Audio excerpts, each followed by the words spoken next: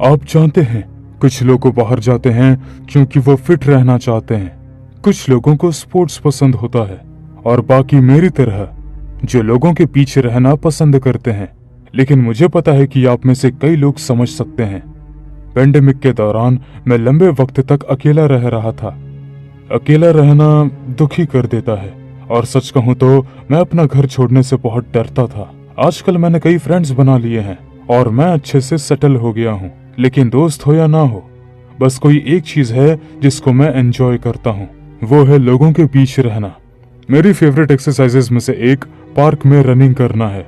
जैसे ही मैं भागने वाला होता हूँ, मैं पहले तो गहरी सांस लेता हूँ और महसूस करता हूँ कि ताजी हवा मेरे शरीर के अंदर जा रही है।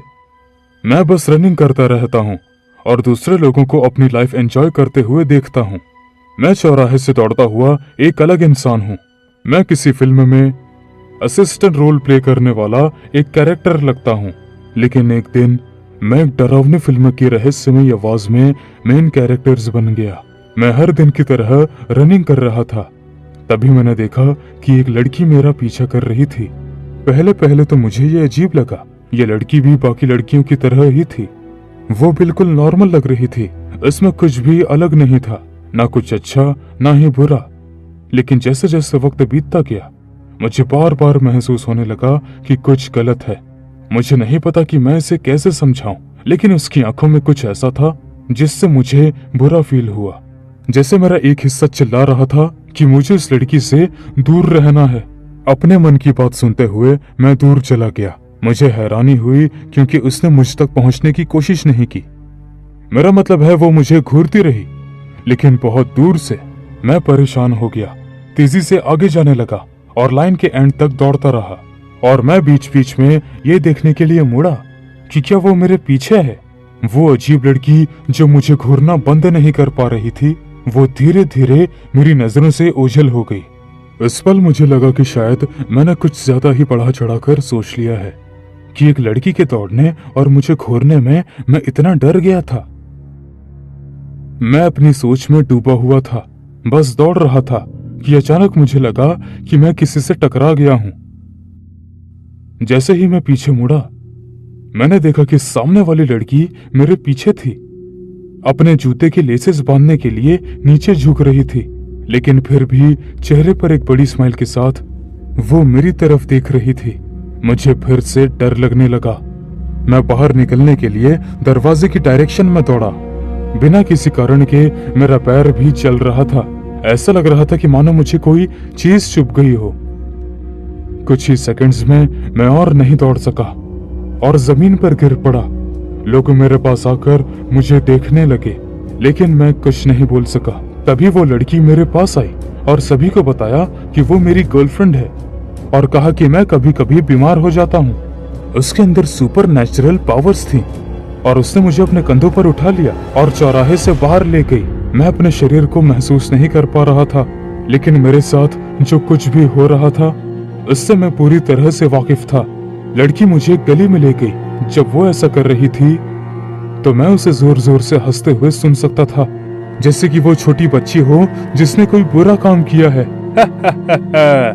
मुझे लगता है कि ये सड़क खत्म हो गई है। क्यों? क्यों? सच में क्यों?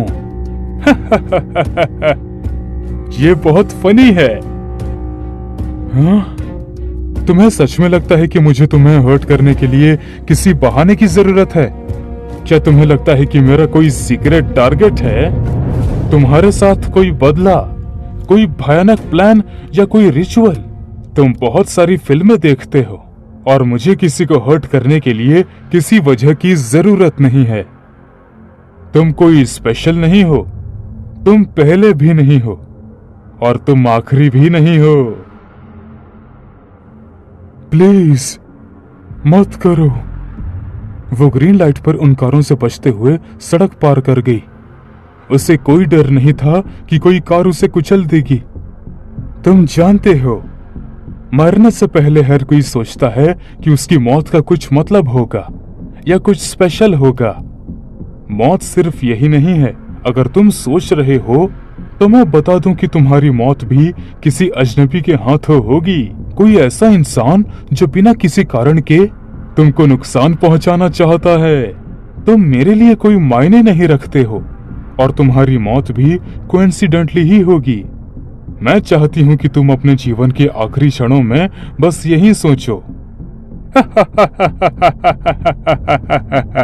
आधी सड़क पार करते हुए उसने मुझे जमीन पर पटक दिया और भाग गई। उस वक्त मैं हिल डुल नहीं पा रहा था और मैंने देखा जैसे कार मेरे ऊपर से गुजरने वाली थी। मैं कसम खाता हूं कि मेरी जिंदगी मेरी आंखों के सामने घूम गई। मुझे ऐसा लगा जैसे उस पल सब कुछ खत्म हो गया हो। सौभाग्य से कार ड्राइवर ने वक्त पर ब्रेक लगा दिया। दूसरी कार से टकरा गई और लगभग एक बड़ा एक्सीडेंट हुआ था। जमीन से मैंने देखा कि बाकी कारें मुझसे टकराने ही वाली थीं या मुझसे बच रही थीं, जबकि मैं बेवजह ही आगे बढ़ने की कोशिश कर रहा था। अचानक मैंने एक अनियंत्रित कार को तेजी से मेरी तरफ आते हुए देखा। मैं मरने वाला था, लेकिन अचानक लगा जैसे कोई चमत्कार हो गया हो। एक दूसरी अनियंत्रित कार ने उससे टक्कर मार दी।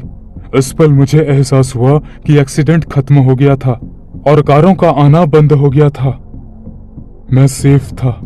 सब कुछ शांत होने के बाद पुलिस और एम्बुलेंस पहुंची।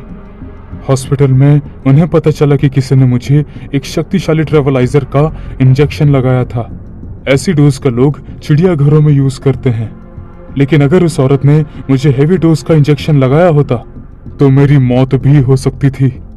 कुछ देर बाद पुलिस ने उस औरत को गिरफ्तार कर लिया, क्योंकि कुछ कैमरों ने उसे रिकॉर्ड किया था, लेकिन वे उसे ढूंढ नहीं सके जब तक कि उसने चौराहे पर लौटकर अपना काम करने की गलती नहीं कर दी।